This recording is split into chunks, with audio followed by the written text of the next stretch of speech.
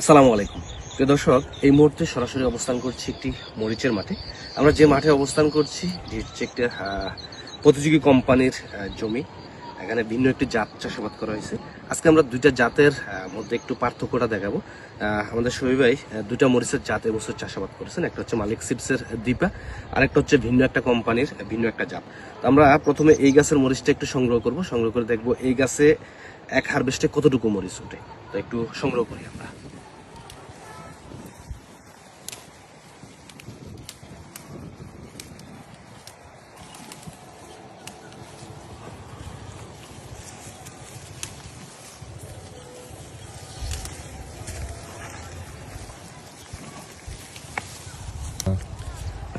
দর্শক, আমরা এই মুহূর্তে হারভেস্ট শেষ করলাম। একটা গাছ থেকে এই পরিমাণ মরিচ কিন্তু সংগ্রহ করা হয়েছে। খুবই ভালো একটা জাত। এটা বিগত বছর ওনারা চাষাবাদ করতো, ওনাদের পছন্দের তালিকায় ছিল এই জাতটা।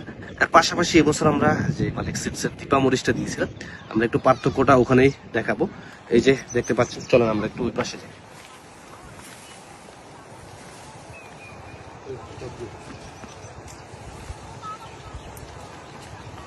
হ্যাঁ, এটা আবার নতুন করে ঠিক আছে এই গাছটা। প্রিয় দর্শক, আমরা এই মুহূর্তে অবস্থান করছি আবার মালিক সিডসের দীপা মরিচের জমিতে। তো আমরা এই জমিটার একটা গাছ থেকে আমরা মরিচ সংগ্রহ করে আপনাদেরকে দেখাবো।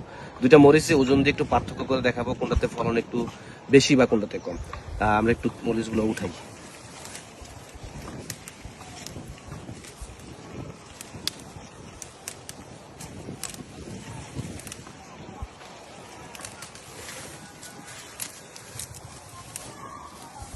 ওটা যে উঠেছি ভরপুর গাছ বাইসা উঠেছি। দর্শক, একটা গাছ তোলা শেষ হয়েছে, আমরা এখন একটু পরিমাপ করে আপনাদেরকে দেখাবো। এটা হচ্ছে দীপা জাতের মরিচটা, এক গাছের মরিচ। আমরা যদি একটু দেখানোর চেষ্টা করি, এই পাশে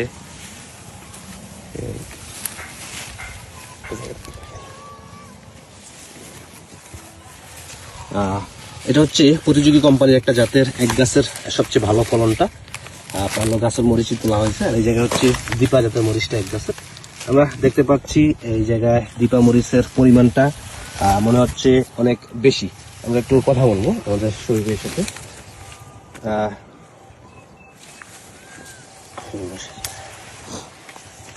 ভাই, এই যে দুইটা মরিচের জাত আমরা এ পর্যন্ত দুইটা গাছ থেকে হারভেস্ট করলাম, আপনার কাছে কোনটা বেশি মনে হচ্ছে ফলনের দিকটা? বেশি হবে, দীপাটা বেশি হবে। কতটুকু মরিচ হবে এই জায়গায় আনুমানিক? এই যে 350-400 গ্রাম। 350-400 গ্রাম। আর এই ওই জাতটা ওটা কতটুকু হবে? 200 প্লাস। 200 প্লাস হবে।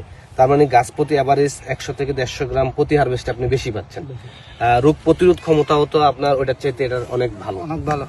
ভবিষ্যতে কি মারা যায় না? ভবিষ্যতে কি এই দীপা মরিচটা আপনারা চাষাবাদ করতে পারবেন? ইনশাআল্লাহ অবশ্যই করবো। আগাম যারা মরিচ চাষাবাদ করতে চায়, আপনার দৃষ্টি থেকে আগাম চাষাবাদ করা যাবে? এই জাতটা আগাম করা যাবে, এগুলা বৃষ্টিতে মরে না। আচ্ছা, বৃষ্টি সহনশীল। প্রিয় দর্শক, আমরা একটা পার্থক্য আপনাদেরকে দেখালাম। দীপা মরিচটা এক গাছ থেকে উঠালাম 350 থেকে 400 গ্রামের মরিচ কাছাকাছি কিন্তু হয়ে যাবে দীপাটা। আর ওইটা 200 গ্রামের মতন হবে। তার মানে 100 থেকে 150 গ্রাম এভারেজ গাছ প্রতি কিন্তু ফলন বেশি, এবং রোগ প্রতিরোধ ক্ষমতাও কিন্তু দীপাটা ভালো। আর দীপা জাতের মরিচটা আপনারা একেবারে সারা বছর জুড়ে কিন্তু আপনাদের জমিগুলোতে চাষাবাদ করতে পারবেন। ধন্যবাদ, সবাই ভালো থাকবেন। আল্লাহ হাফেজ, আসসালামু আলাইকুম।